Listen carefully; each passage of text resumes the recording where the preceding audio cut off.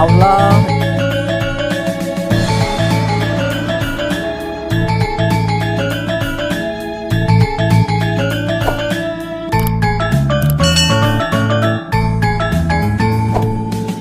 Assalamualaikum warahmatullahi wabarakatuh. Sobat Erni Ero, selamat siang, selamat pagi, dan selamat sehat semuanya.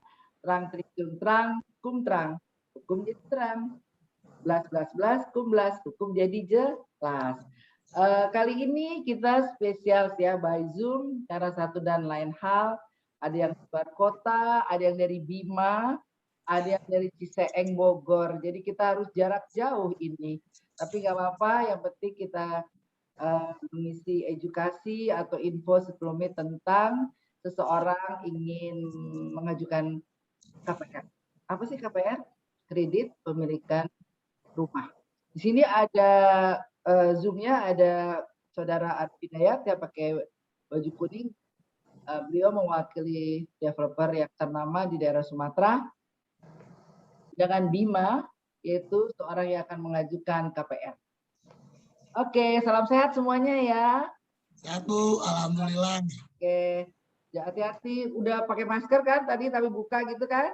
Iya Bu, kan di rumah. Sudah. Oke, sebelum kita masuk ke KPR, perlu kita jelaskan sedikit ya bahwa hukum pertanahan di Indonesia, yaitu statusnya itu ada beberapa yang sangat diminati oleh penduduk masyarakat Indonesia, yaitu hak milik. Hak milik itu hak yang paling sempurna dan teratas dan turun-temurun dan bisa diwariskan dan sangat nilai jualnya sangat tinggi karena tak terbatas dan mempunyai kekuatan bukti sempurna dan bisa dianggunkan dan bisa dijual belikan.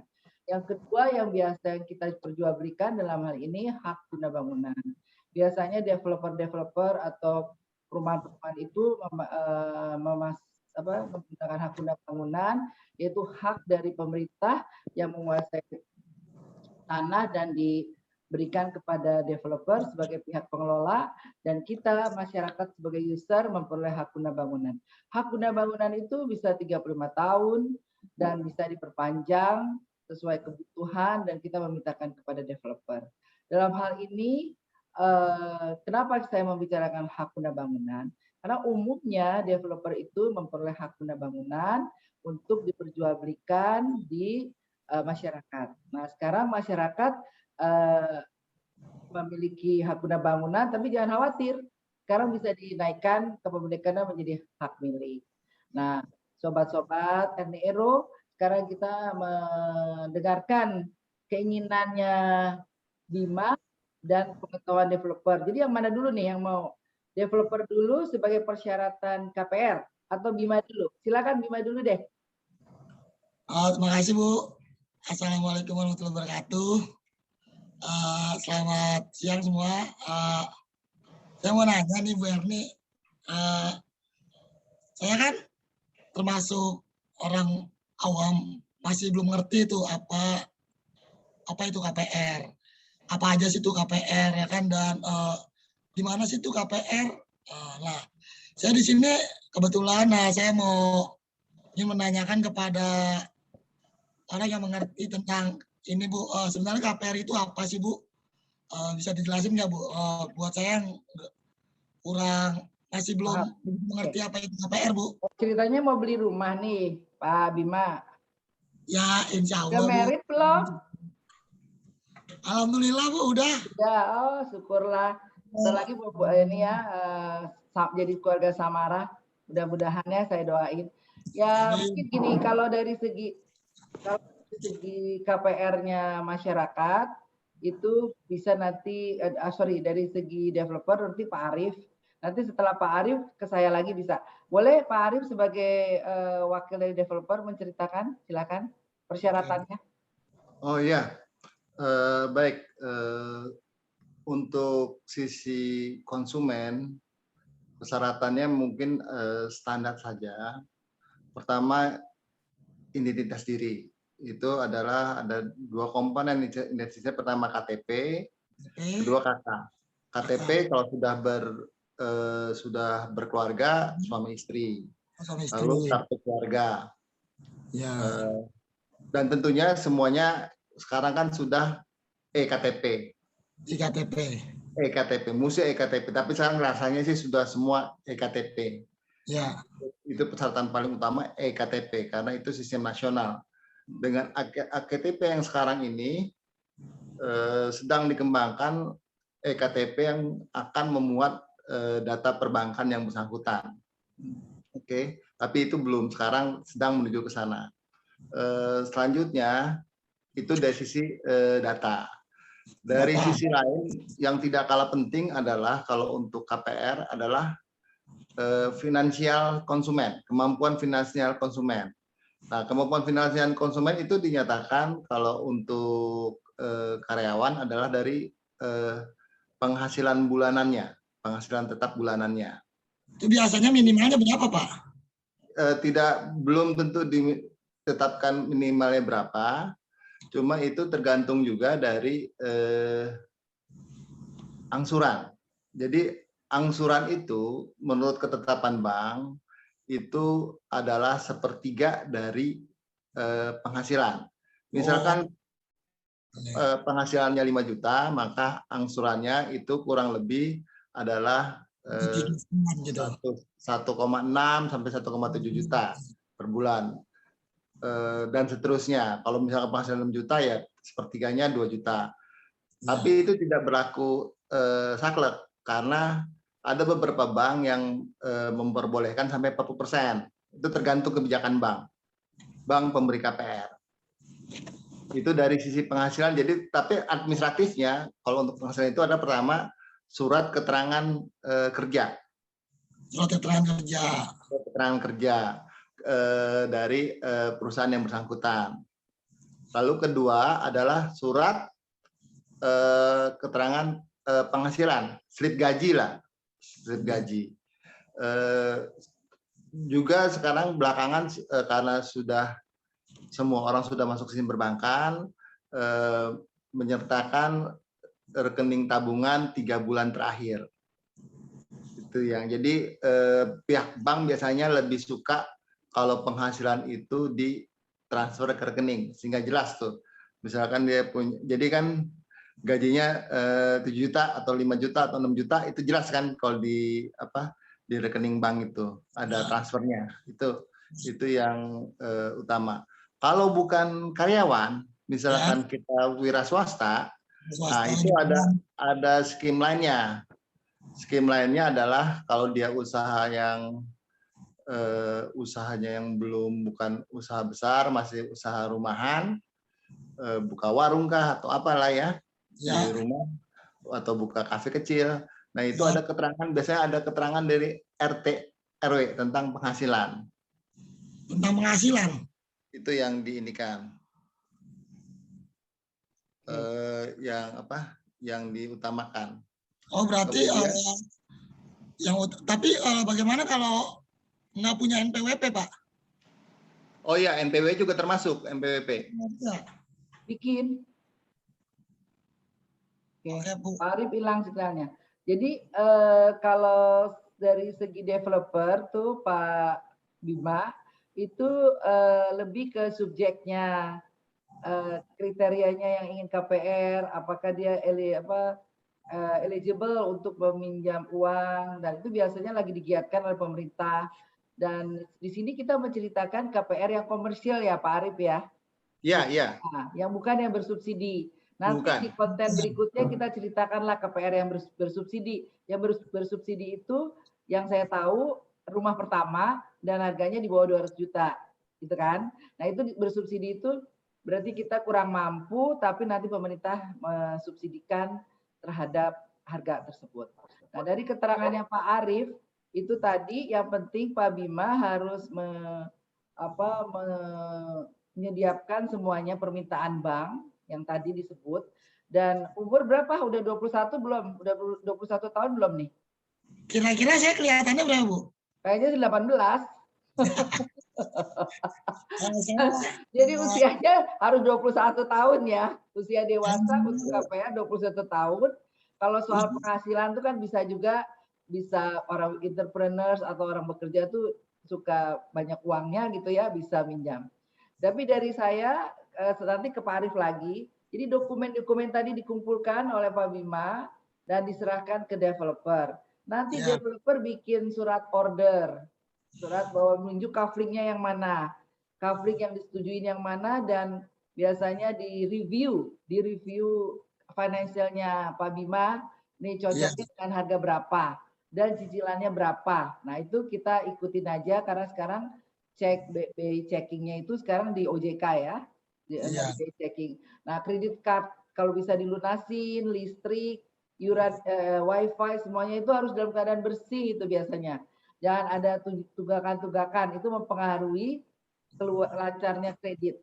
Nah setelah itu baru tanda tangan deh perjanjian kredit, biasanya surat order perjanjian kredit sementara di bawah tangan oleh bank.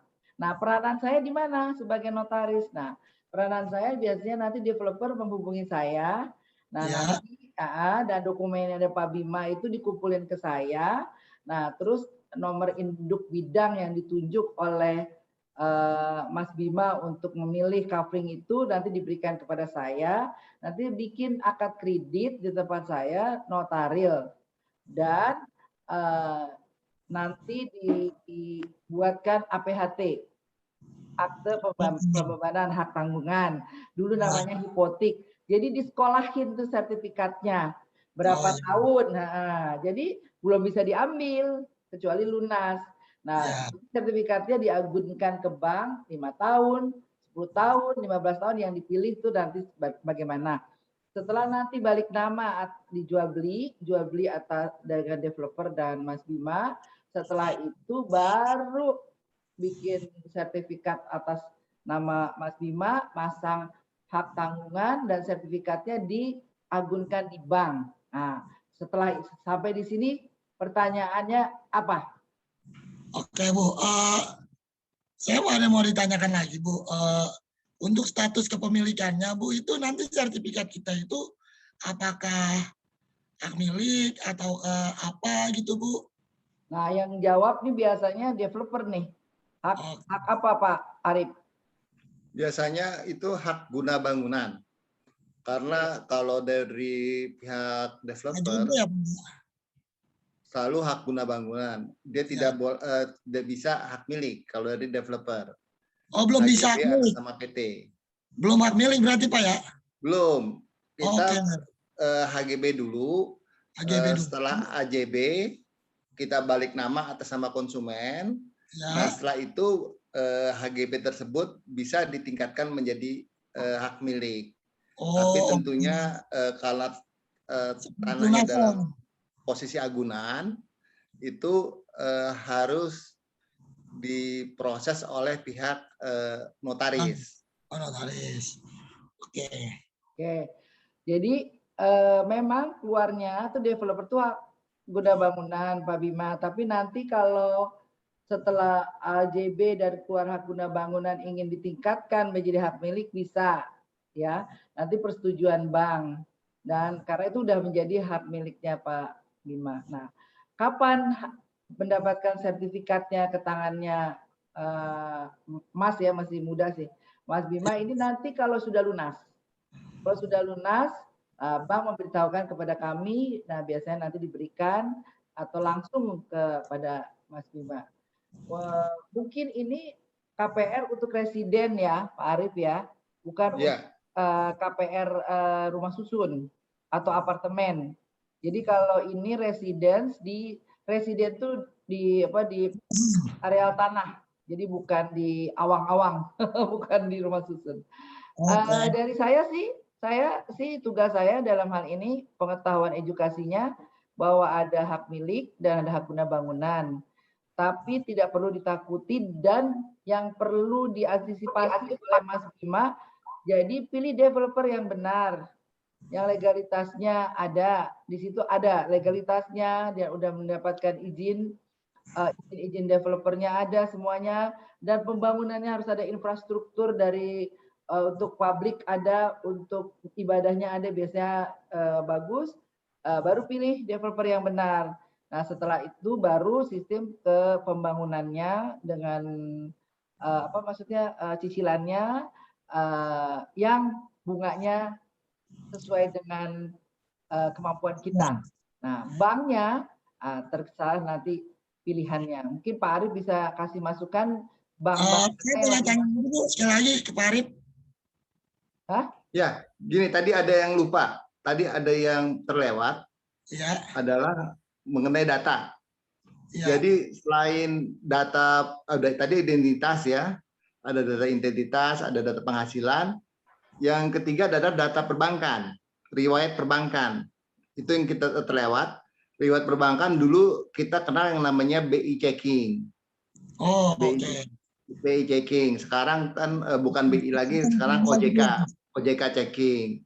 Sekarang Nah, jadi buka. ya. Nah, OJK cek perbankan ini perbankan checking ini adalah berlaku untuk suami istri kalau sudah berkeluarga. Jadi kalaupun suaminya katakan memenuhi syarat, Ya. tapi istrinya tidak memenuhi syarat, ya nggak bisa, mesti dua-duanya memenuhi syarat. Oh, Kalau sudah berkeluarga. Jadi kalau sudah berkeluarga itu, jadi mesti suami istri track recordnya di perbankan memenuhi syarat. Itu yang disyaratkan oleh perbankan. Terkadang ada data-data lama yang belum memenuhi syarat, biasanya kita bisa urus ke pihak perbankannya untuk diterbitkan bahwa kreditnya sudah selesai, sudah lunas.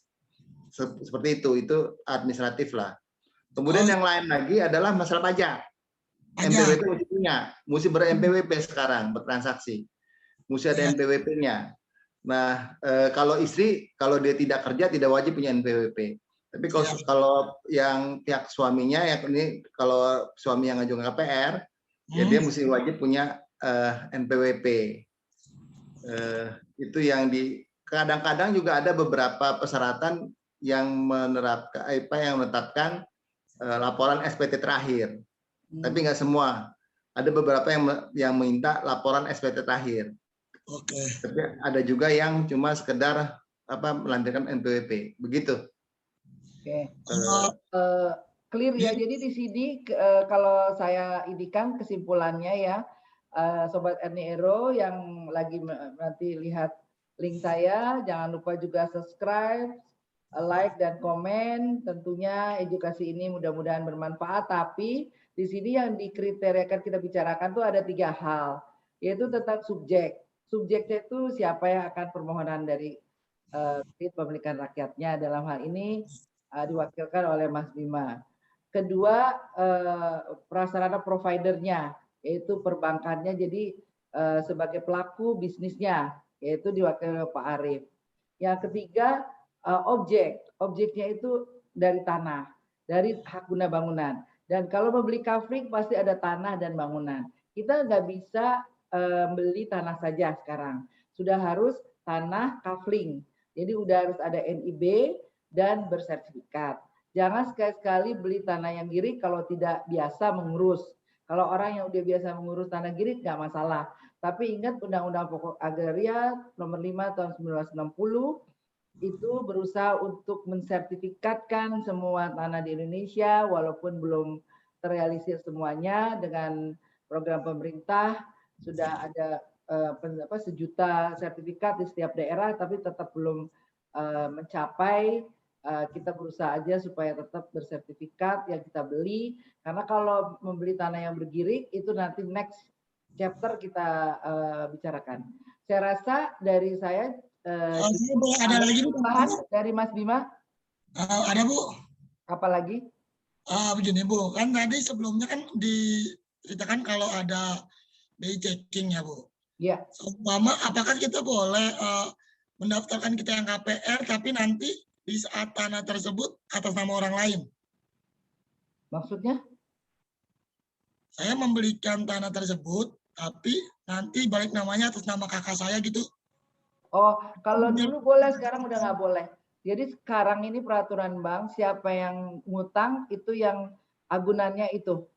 Jadi namanya ngutang Mas Bima, yaitu agunannya Mas Bima, nanti sertifikatnya keluarnya Mas Bima. Sekarang tidak boleh jaminan pihak kedua. Kalau Nah, peraturannya nanti saya cari deh. Ada himbauan atau apa dari karena terjadi apa ya namanya? Ada suatu prestasi kalau jadi kan yang berhutang Mas Bima yang ngejaminin X gitu kan maksudnya. Nanti si X itu dari segi perbankan tidak diperkenankan. Kalau dari kami dari notaris bisa. Itu bisa. Jadi nanti kita bikin PPJB terus nanti dialihkan lagi. Tapi kalau dari perbankan belum tahu saya. Mungkin Pak Arif bisa mewakili dari developer, udah ada pengalaman. dari saya yang ngebayar cicilannya, yang makin kakak saya gitu, atau adik saya, atau saudara rekan saya. Jadi itu biasanya itu orang yang dulu namanya KPR pinjam nama. KPR pinjam nama, tapi sekarang sudah tidak diperbolehkan lagi. Walaupun dia sama saudara, sama kakak, sama adik, kandung, itu sudah tidak diperbolehkan kembali, tidak diperbolehkan lagi. Kalaupun nanti mau dialihkan, misalkan namanya mau dialihkan ke orang lain, itu tetap mesti prosedur perbankan dan prosedur hukum standar, mesti bikin AJB dan segala macam. Jadi sekarang seperti tadi Bu Erni bilang, siapa yang berhutang dialah yang harus yang membayar dan bertanggung jawab atas segala konsekuensinya. Ya. Oke, saya rasa selamat beli rumah Mas Bima, mudah-mudahan bisa ngeboyong istrinya dan Pak Arif bisa terus membantu. Saya rasa cukup untuk zooming siang ini, Sobat RI Ero. Mudah-mudahan bermanfaat dan bisa mengambil hikmah dari percakapan ini dan selalu stay positif, be happy dan always jaga iman dan takwa. Assalamualaikum warahmatullahi wabarakatuh.